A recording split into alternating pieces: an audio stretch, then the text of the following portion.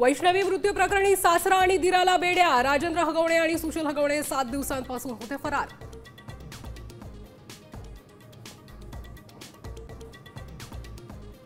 पुण्याच्या घटनेशी माझा काहीही संबंध नाही, काही जण मुद्दाम बदनाम करतायत। अजित पवारांची प्रतिक्रिया, तर पोलीस कडक कारवाई करणार, फडणवीसांची माहिती।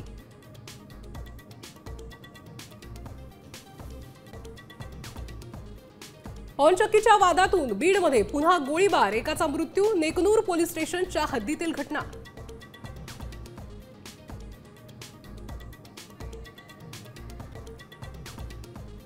6 जूनचा शिवराज्याभिषेक सोहळा बरखास्त करा। संभाजी भिडेंचं पुन्हा एकदा वादग्रस्त विधान।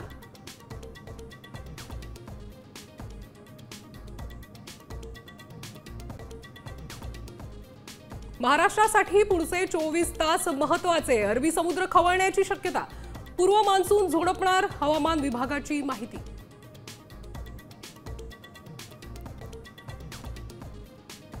राज्यात आज मान्सून पूर्व पावसाचा अंदाज। रायगड रत्नागिरीत रेड अलर्ट जारी। मुंबई ठाणे नवी मुंबईतही पावसाचा अंदाज।